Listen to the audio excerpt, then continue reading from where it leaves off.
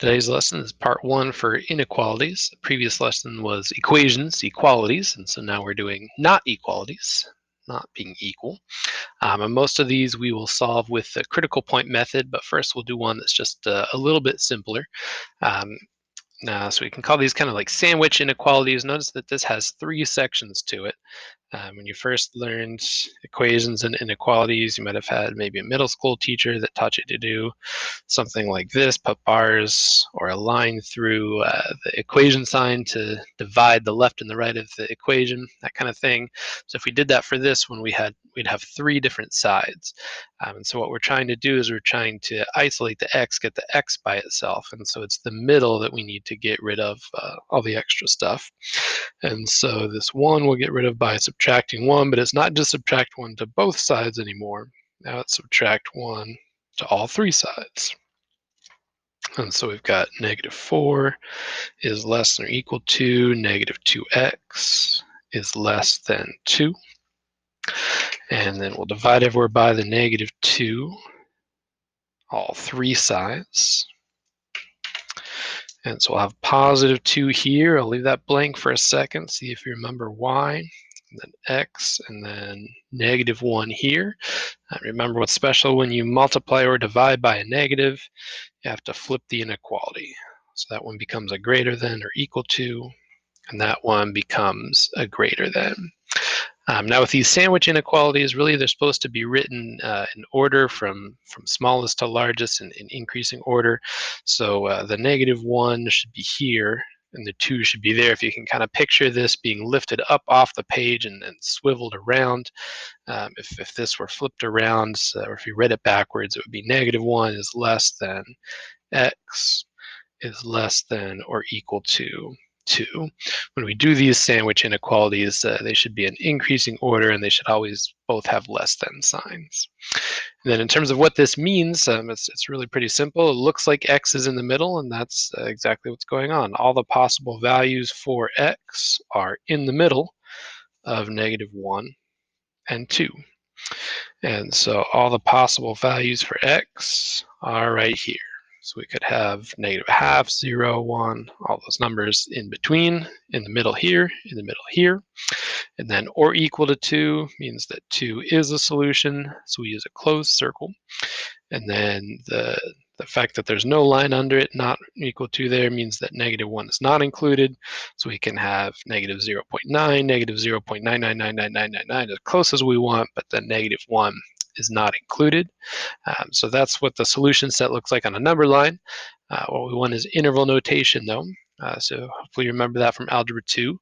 What that is you just put where the solution set starts, -1, and then you do a comma, and then you say where it ends, at 2. And then if we have a closed circle, we use a bracket, a hard bracket.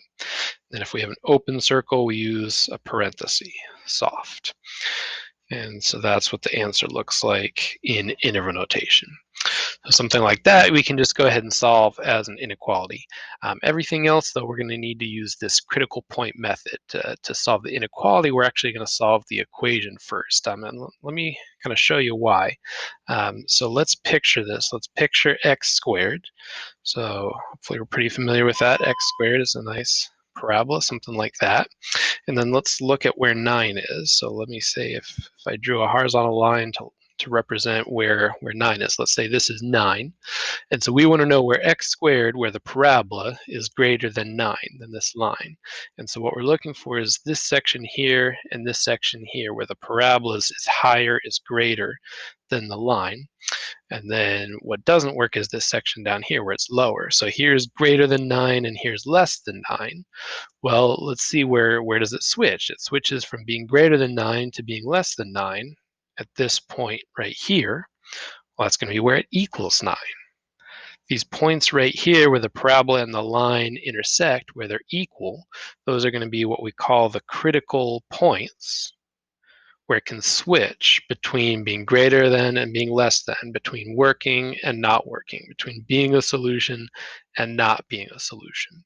So what we're going to do is we're actually just going to switch this to an equation. I mean, you probably already know what these numbers are, but to show you the process, switch that to an equation. and then solve that equation. And remember, whenever you square root both sides, if you add a square root, you add the plus or minus. And so what we're going to call our critical points are plus or minus 3. And then what we're going to do, hopefully you remember this from Algebra 2. This should have been something that you did quite a bit in Algebra 2. It's really important in calculus to have this kind of skill. So we're going to put a lot of these on our tests throughout the semester. You want to make sure that you're pretty familiar with this critical point method. We put these critical points on the number line. And then since it's or equal to, I'm going to put closed circles there. We know those points are solutions. And then what we can do is we can just test one number in each of these intervals. So let's say I test -5 here. I'm going to take -5, substitute it in, see if it works. -5 squared is 25. 25 greater than or equal to 9. That does work. So here's the power in this. Because -5 works, I actually know that every single number in this whole section of the number line works. I'm going to put a check up here for this whole section right here, because again, the only place that it can switch between working and not working is at these critical points. So if it's working here, it's still working there, still working there, still working there, still working there. It can't switch until this point. So this whole section right here has to be a solution. Then over here, I'll try a 0. 0 squared still 0. Last time I checked, 0 greater than or equal to 9 is false. So that does not work there. And again, the power is, well, if this one number doesn't work, the whole section doesn't work. 1 can't work. -2 can't work, because it doesn't switch between not working and working until I get to 3 over here. So over here, I'll try 5. I'll get 25 greater than or equal to 9 again, which does work. And so because that one number works, I know this whole section over here works. And so then in interval notation, let's do this right side first here. So it's starting at 3. I've got a closed circle, so I'm going to use a bracket. But then this one goes on forever. It doesn't stop. Well, the concept we use to refer to that something goes on forever with no limit is infinity. And then you can't ever reach infinity. You can't equal infinity. And so we use a parenthesis for that. And then this one is going to end at -3. So I'll put the -3 on the right, closed circle. So that's a bracket. And then going on forever to the left, that's -infinity with a parenthesis. So that's what we call the critical point method. So let's try that again here. And so notice why we have to do this, the reason why we have to change it to an equation and go through all this here. If we kept it as the greater than or equal, then it wouldn't have been correct. Notice what we have here. These answers right here, it is x is greater than or equal to 3. So for +3, the greater than or equal to is still true. But what do we have for -3? It's actually the numbers that are less than or equal to -3. So that's why we have to switch it to an equation and do this whole critical point method, because you can't just carry down the inequality. It won't still work. You can't just say greater than or equal to those numbers. One of them is greater than, one is less than. So we'll do the same thing down here. The first step to solve an inequality is switch it to an equation. So I'll solve that equation there. I'll have x minus 5 equals 4, or x minus 5 equals -4. So I'll get x equals 9 and x equals 1. Again, those two numbers, there's a special name for them. Those are called my critical points. Those are the only two places where it can switch between working and not working. So I'm going to put those on a number line. This one was a strict inequality. It didn't have the or equal to on it. So I'm going to use open circles there. Then I'm going to test these intervals. So over here I can try 0. 0 minus 5, I'll have the absolute value of -5 is less than 4. That is false. So that whole section does not work. Over here I'll try 5. 5 minus 5 is 0. Absolute value of 0 is 0, which is less than 4. So this one does work. Over here I could try 10. Absolute value of 5 is not less than 4. That's false. So my solutions are in the middle here. So I've got from 1 to 9. And again, I had to go through this whole process here because I started with less than, but what I end up with is I end up with numbers that are less than 9, but numbers that are greater than 1. So you can't just say x is less than 9, x is less than 1. When you go through these algebraic steps here, the inequality relationship changes. So that's why we solve the equation. The equation is a lot simpler. All right, let's try this one. It might take you a minute to factor that one. See if you can come up with the combinations that are going to make that work. So for me, I thought about if I could get the 4 and 9 to get 13, if I could put the 2's together and the 3's together, that would work. So if I want the 2's together, I'll put that there, and then the 3's together, put those there. Then I need minuses. Okay. And then notice this one, I'm actually going to leave the inequality there for a second. So I am going to go ahead and think about this as solving an equation. If this was equal 0, then I would get x equals 3/2 and x equals 2/3. But at this step, I could still call it an inequality factoring. I didn't do anything to both sides or do anything kind of crazy, and so nothing is changing the inequality relationship here. When you factor, it's still greater than or equal to 0. We'll talk about in a minute why it's helpful to look at this as still being that inequality. So let's say that we put these on the number line. Make sure that you do put them in order on the number line. That's important. And then we're going to test some numbers. So I can test 0 over here. All right, now here's the power in this. What I'm going to do is I'm going to test the factored form. Make sure that you test the factored form. It's going to make it so much easier. See if you can see why. I want this thing to be greater than or equal to 0. Well, another word for greater than 0 is positive. I just need to know, are these sections, are these things positive or negative? So I can save myself a whole bunch of arithmetic. I don't need specific numbers. I just need positive or negative. So take a look. I mean, with 0, actually, maybe you could use the first one because plugging in 0, you would just get 6. But just to show you the general idea, if I plug in 0 right here, I just need to know that this factor right here, 0 minus 3, is negative. And then over here, 0 minus 2, that's negative. Negative times negative, this is positive. I don't need to know any specific numbers. I just need to know it's positive. Over here, I'll try 1. 2 minus 3, that's negative. 3 minus 2, that's positive. Negative times positive, that's negative. Over here, I usually jump to something like 10. It makes it easier to see if it's positive or negative. 10, I'm only subtracting 3, only subtracting 2. These are both going to be positive here. Makes it a little bit easier. Positive times positive is positive. And again, what I wanted here, this greater than 0, I wanted the positive ones. And I forgot to put my closed circles there because it was or equal to. And so then I've got these sections here are the ones that are working.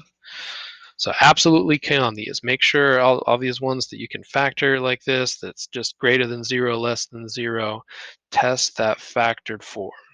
That's going to be important. It'll make your life so much easier.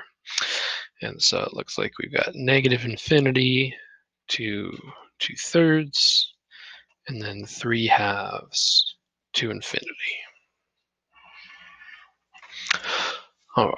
So once you go ahead and try that for this next problem here, number 5, use this critical point method to make sure that you, as you're doing this number line here, testing numbers, make sure that you test them in the factored form. Just look at whether things are negative or positive. Go ahead and give number 5 a try.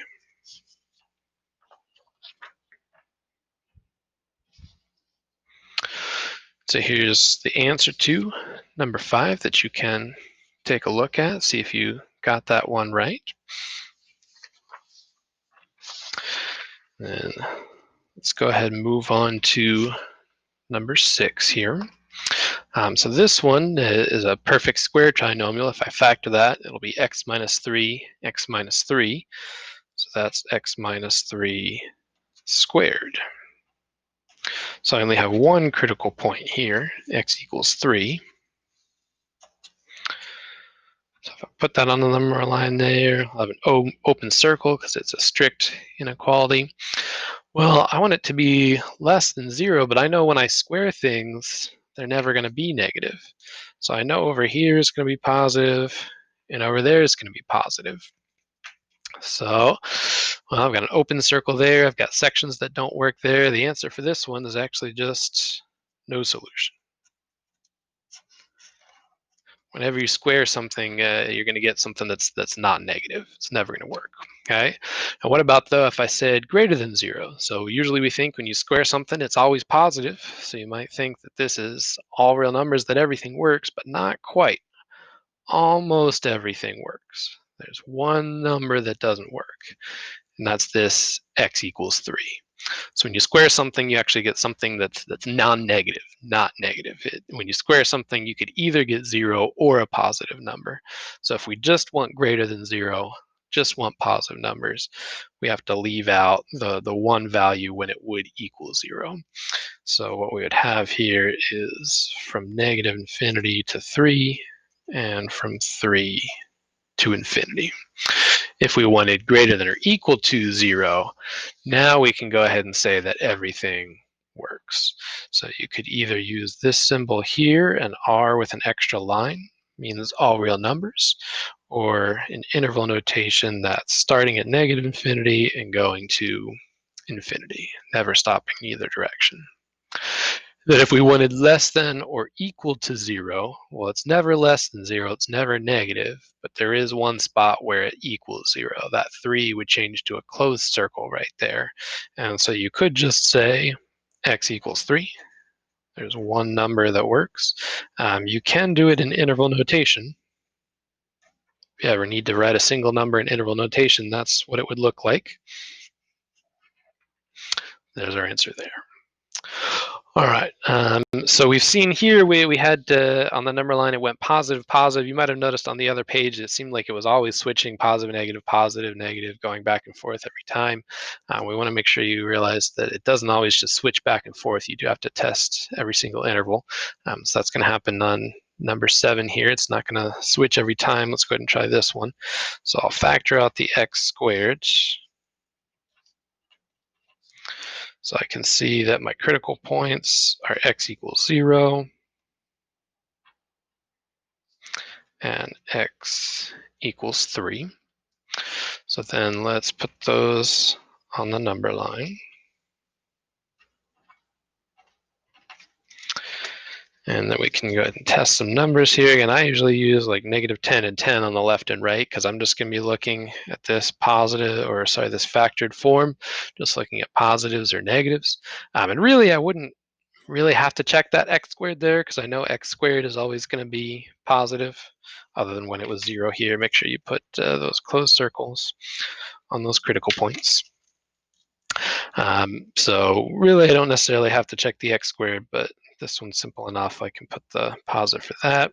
And then this one is negative. Positive times negative is negative.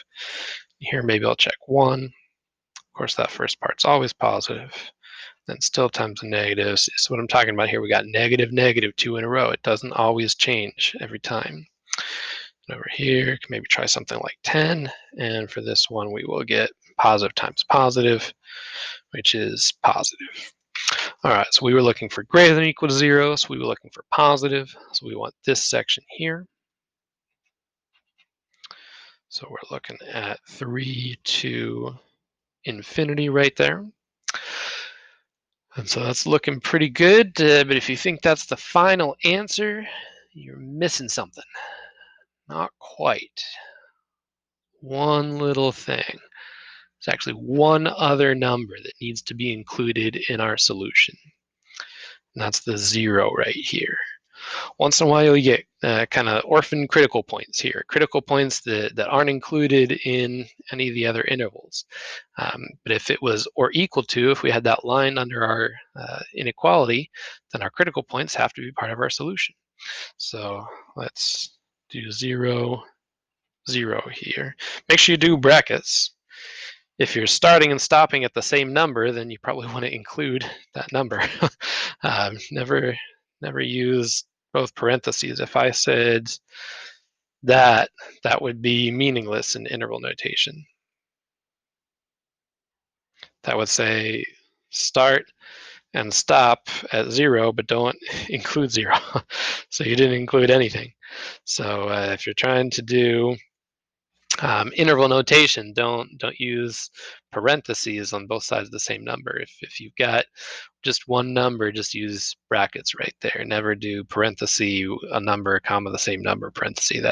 That's never right. That's always going to be a point off. All right, so then I've got a few more problems that I'd like you to give a try here. So this first one here, try without your calculator. And then these other ones, I would like you to try with your calculator. So we looked a little bit at the beginning about how we could do this, thinking about the graph. And so I'd like you to try to use the graph of your calculator in 9 and 10 to do this. Let me maybe talk a little bit more about that. Let's maybe go back to number 5 for a second. If you're really thinking about the graphs of parabolas, you could have saved yourself some work here. Think about this graph. So we know that this is a positive leading coefficient x squared, a parabola that has to open up. It's got these two. These are going to be the x-intercepts, the place where it equals 0. And so we're going to have points here, and then the parabola is going to look like this. Well, if we want to know when it's less than 0, 0 is the x-axis. The x-axis is where a function would equal 0. We use calc 0 to find those points on the x-axis. So if we want to be less than 0, we want to be below the x-axis here. So this section right here, below the x-axis, is less than 0. And then these sections right here, above the x-axis, those sections would be greater than 0. So if you have your graphing calculator, or if it's a really simple kind of function that you know what the graph would look like, you could save yourself a bunch of work of doing these sign charts and all that kind of thing. So you would need your critical points, and so on these problems I'm going to have you try in a second to think about how would you use your calculator to find those critical points, and then you could just take a look at the graph, and the graph tells you, hey, look, above is positive, below is negative, above is positive. So I'll have you go ahead and give that a try now. Try number 8 without your calculator like we were just doing here. And then go ahead and try number 9 and 10 with your calculator. Use your calculator to find the critical points. Use your calculator to look at the graph instead of doing a bunch of work plugging in numbers. Just look at the graph to see when it's positive and negative. Go ahead and give those a try.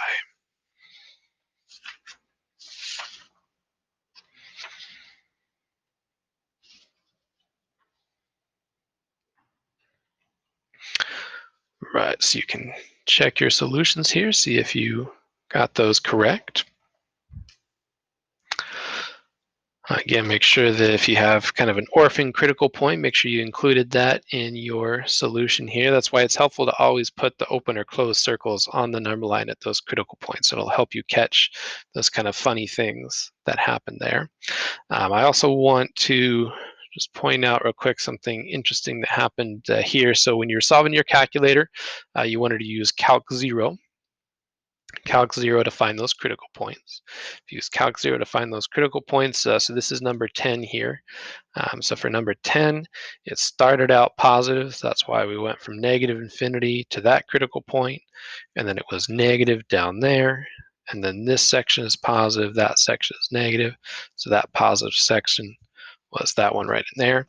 But take a look when I did calc 0 in my calculator. I was supposed to be finding when y equaled 0, but it gave me this thing where y equals -1 e -12. So if that ever happens to you in your calculator, don't freak out. That's just, again, calculator rounding error happens sometimes. That is basically 0. That's scientific notation. So if you have -1 e -12, that means -1 times 10 to the -12. So that's negative 0.1, 2, 3, 4, 5, 6, 7, 8, 9, 10, 11 zeros, 1. So that is, for all intents and purposes, 0. Again, your calculator just has algorithms that it just kind of goes through steps to get as close to what it wants as it can. And then when it thinks it's close enough, it just stops. So don't be freaked out by those things. We looked at another lesson when it was like something like 1.9999999. That's just 2. Um, E -12 or E -10, those kinds of things. That's just 0. You see something like that, it's just 0. So don't freak out about that. All right, let's do one last problem here. Now notice this one's already factored for us. Don't multiply it all out. Once in a while we see students do that. That's terrible. It's terrible. This is exactly what you want. Usually in all these, our first step was to factor them, right? So we've already got that. So our critical points should just be staring you in the face right here. X plus 5, if x plus 5 equals 0, we'd have x equals -5, and then x equals 1, and then x equals -3. Those are our critical points there. So let's put those on the number line, and then we can test those intervals. Whoops, I missed -3. -3 is right there, and 1. Again, do make sure you put those critical points in order on the number line. That's important. And then put those open circles there, because this is a strict inequality without the or equal to. And so when I'm testing this, though, notice anything squared, that's not going to be negative. So I can just put the plus, the positive for that one. Also, anything to the 4th power, anything to even exponents is never going to be negative. So I really don't have to check those two. Really, all I need to check is this part right here. So when I look at -10, I'm just going to say -10 minus 1 is negative. And then odd exponents don't change the sign, the sign, the positive or negativity of something. So -10 minus 1, -11, I know it's going to be negative. So these other parts guaranteed to be positive. And then in here, I'll try -4. I just need to try this part. -4 minus 1, that's negative. Here I can try 0, still negative. And over here I could try 10. Now finally, I'm positive. Okay, I wanted less than 0. I wanted negative. So I've got that section, and that section, and that section right there. All right, now notice, though, I've got these open circles. So I can't smush these 3 intervals together into one. I have to write each of these intervals separately as answers, because I have to show that -5 doesn't work and -3 doesn't work. I have to leave those out. So I can't just combine all this together. I've got to say -infinity to -5 and then stop, and then start again, -5 to -3, and then -3 to 1. I have to leave all those separate. All right, let's think about if it was less than or equal to. So if those were closed circles, then could I smush those together? And then the answer would be yes, you could. If it was less than or equal to, then you could say -infinity and then just combine them all together, because those would be closed circles, and then just go all the way to 1. And just give that single thing. Or you could write them separately. You could, if you wanted to, you could just say -infinity, -5 with a bracket, -5, -3 with a bracket, and then -3, 1 with a bracket. So you never have to combine intervals together, but if it's a or equal to, you can. And then if it's a strict inequality, you're never allowed to combine those together.